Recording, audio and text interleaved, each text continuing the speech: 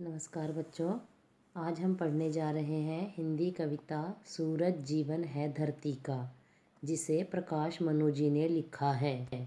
इस कविता में उन्होंने बताया है कि सूरज हमारे जीवन का आधार है। सूर्योदय होते ही चारों ओर सौंदर्य बिखर जाता है और हलचल होने लगती है। आओ पढ़ें सूरज की महिमा का बखान। तो कविता कुछ इस प्रकार से है।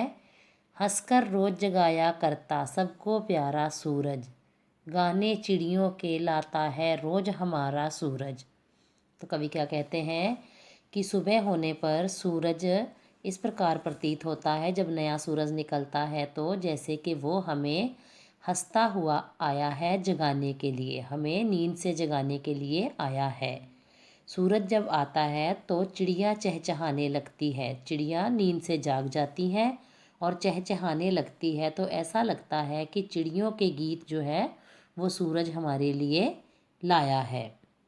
बड़े सवेरे सोने जैसा लगता बालक भोला, तेज दौड़ने लगता है फिर बना आग का गोला। जब सुबह सुबह सूरज निकलता है तो ऐसा लगता है कि वो पीले वस्त्रों में एक भोला भाला सा बालक है। और जैसे जैसे दिन आगे बढ़ता जाता है, दोपहर का समय होता जाता है, तो सूरज जो है वो एक आग के गोले की तरह तपने लगता है और बहुत तेज़ी से आगे बढ़ने लगता है। शाम डूबने से पहले मन झिलमिल सा हो जाता, जाते जाते भी अंबर को आशा से रंग जाता। आगे कवि क्या कहते हैं कि जब शाम होती है और सूरज डूबने लगता है तो हमारा मन फिर से एक बार झिलमिला उठता है, खुश हो जाता है। और सूरज डूबते वक्त भी अंबर क्या होता है, आसमान, आसमान को आशा के रंग से रंग देता है।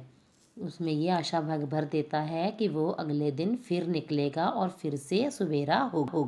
आगे कवि कहते हैं, सूरज सिखलाता है हमको बड़े सवेरे उठना, प्यार भरे नन्हे फूलों सा हंसते गाते खिलना। कवि कहते हैं कि सूरज हमें ये शिक्षा देता है कि हमें सुबह जल्दी उठना चाहिए और जिस प्रकार से नन्हे नन्हे फूल जो है वो खिले हुए हंसते हुए प्रतीत होते हैं, उसी प्रकार हमें भी जीवन में हंसते रहना चाहिए। फूलों की तरह हमें भी हंसते रहना चाहिए। आगे कवि कहते हैं कि पूरे काम करो दिन भर के, कभी न छोड़ो कल पर।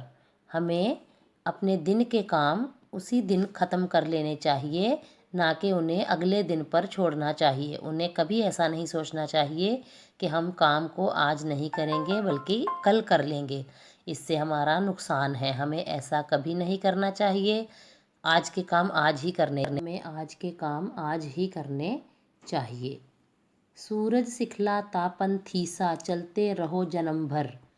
सूरज हमें एक राही की तरह ये शिक्षा देता है कि हमें हमेशा चलते रहना चाहिए।